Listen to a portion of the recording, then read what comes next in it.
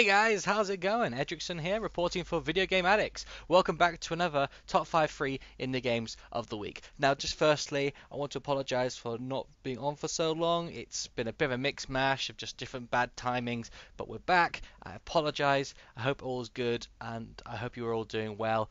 Hopefully it won't happen again. We should be back kicking off very soon to a regular schedule. But for now, let's just get straight onto it. Here is my top 5.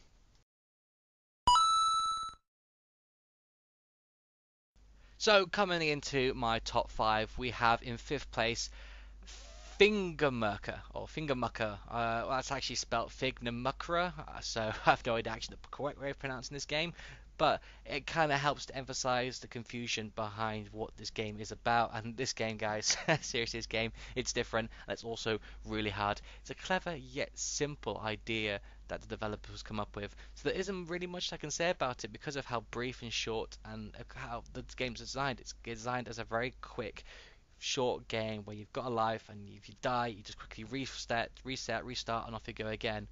So there's 6 controls to this game, and you need these 6 controls to control your 3 blocks. ASD makes your blocks move individually to the left, and JKL make them go to the right. And that sounds simple, doesn't it? Yeah? No, it's not. You've got to dodge the red squares that are falling down each of the columns. There are 6 columns in total, and your squares are sat in each of them. But you've got to dodge the red blocks that are falling, these little red cubes. But you've also got to collect the black cubes which are falling, because the black cubes will help your block grow, while the red cubes will give you game over. But if you don't get the black cubes that are falling, then your little blocks, your squares, will start to disappear off the column. So if you don't pick them up, then you're going to fall off the map. And if you fall off the map, then a big red column will start to descend from the top. And at that point, if you don't get that square back onto the screen by collecting a small falling black cube, it's game over. So suddenly your fingers are stuck in a mixed mash trying to work out which key sends which block where, and which one's gone off screen and which one's. It turns into a mixed mash of just complete carnage, and it's really quite confusing to do, and it's even more confusing to explain. So just watch the video for this one to get a general theme of what's going on. The sound effects used for this game are nicely simple. With each column that you collect a square in will produce a different note, but otherwise it's a very simple idea for a game, and I certainly enjoyed it as a quick entertainment fix while I was doing jobs on my to-do list today at work. So it's definitely worth a check out. This game makes 5th not because it was a bad game. Heavens no, I thought the game was great, and developer Ilya Zaremsky certainly has a very creative mind to come up with this idea. Slightly twisted as well, because it's kind of horrible having to mix between these different keys, so a little bit frustrating, but very well made. But it got 5th place rather because the games in this list this week, there were others which had a little bit more depth to them and offered a more rounded and longer lasting experience, which stayed in my mind. This game was great, I really enjoyed it, but it's going to go into 5th because it's a quick game, and there are other games which have more substance.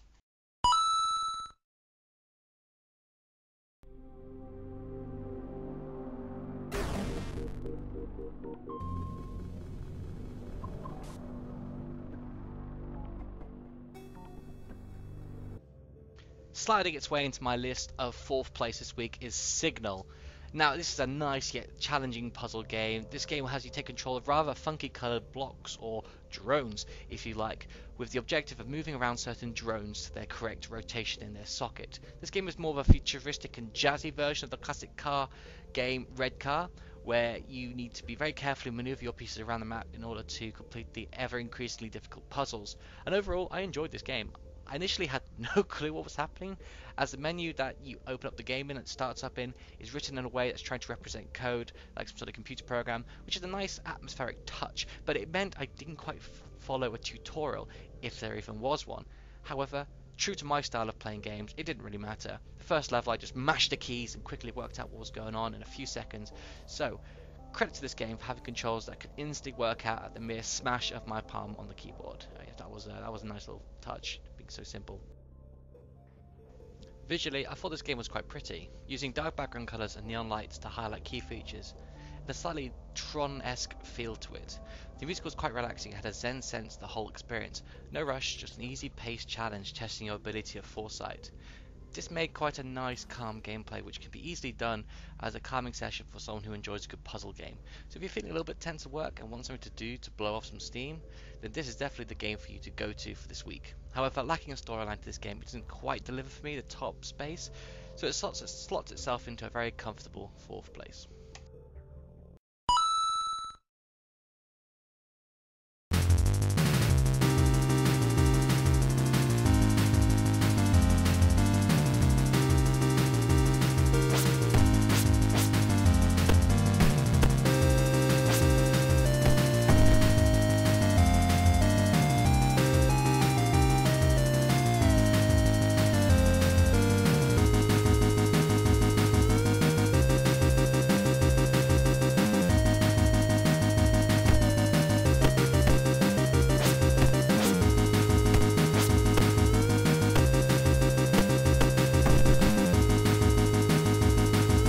Punching its way into the list is VHS Story. It's essentially a 2D point-and-click micromanagement fighting game where rather than focus solely on the fighting, you need to manage your fighter and choose the tactics he utilizes in the game, and you got to pick what he focuses his training on.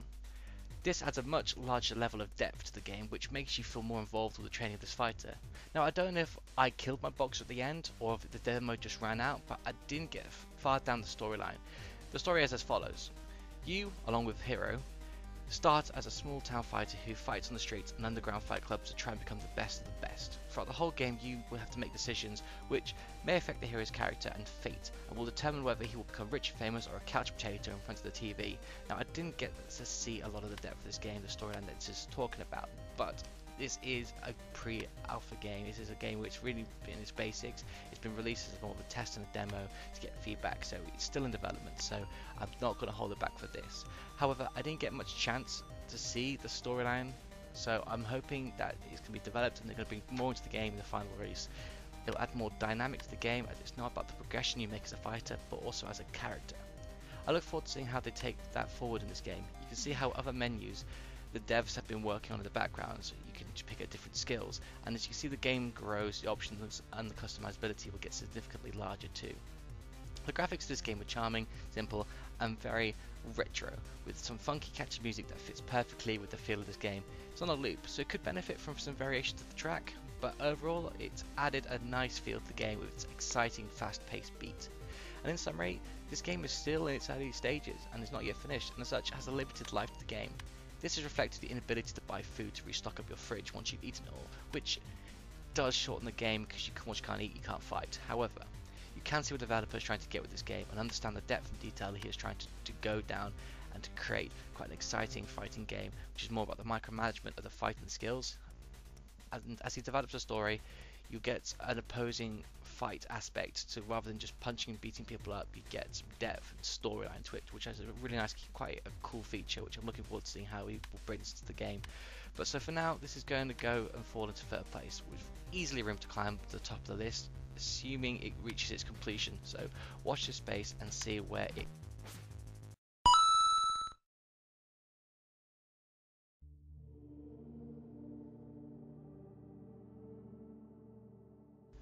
Mysteriously entering its list this week, we have Entrapment. Now, don't let the graphics of this game fool you, it is certainly worth a playthrough. The opening scene at the start of this game, having an immediate impact on you before you even started playing, it's quite a bold start to a game with a black screen and an aggressive verbal and later physical attack on essentially a small child opening up the game.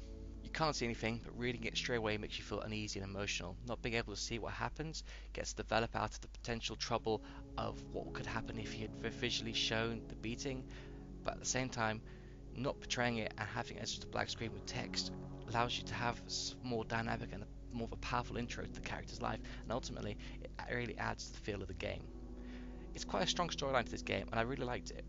It might have been a long or fast-paced game, but it had a nice sense of mystery to it. And I hesitate to use any words like nice in this description of the game because of such a dark introduction, but there was some good features to this game. Personally, I guessed what was going to happen with this game, but don't let that put you off. It might not be so simple and obvious to other people who play it. So I can't really go into as much depth of this game as I'd like to, because since it was all based on the storyline, saying too much or reading too much will ruin it for you. But the puzzles, they were quite simple, but I did enjoy completing them.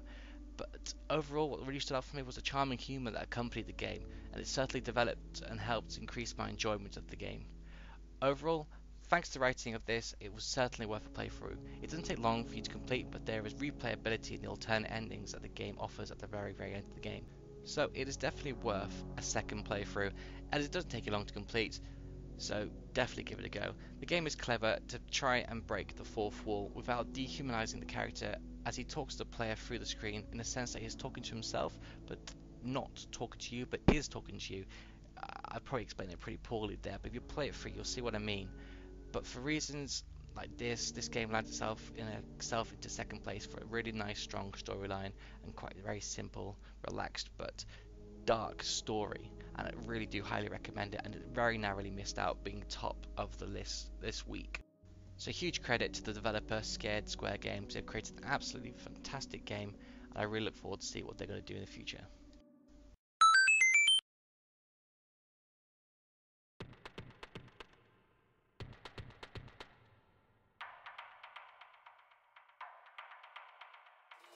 So then, my top game of the week is Spirit Blaze.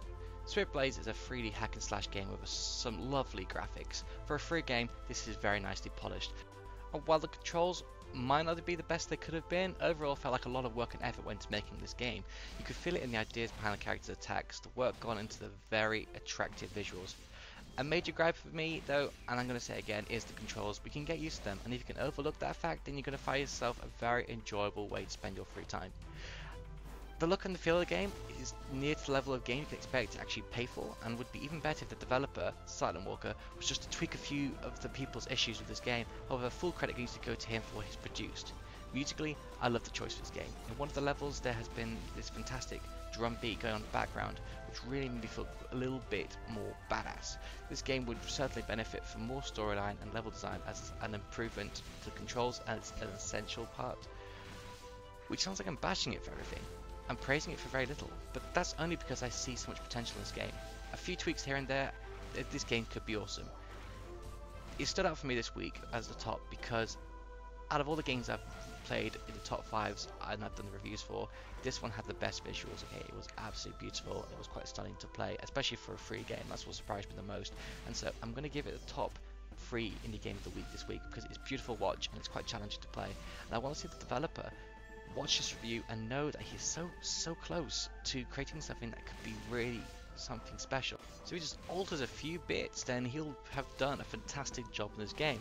But if not, then I'm going to leave him in the first place anyway, because I think he's made a game that looks fantastic, feels fantastic, and while the controls were essentially poor, it didn't really kill it for me. I was still able to adapt my play style to adapt to the game and play it properly, and I really enjoyed it, and I think there's going to be a lot of life to it, especially on hard mode where I really struggled to kill the bosses at the end. So despite the problems I had with the game, seriously do play it. It's fantastic and it's a great game, and it's personally my top 5 for indie game of the week.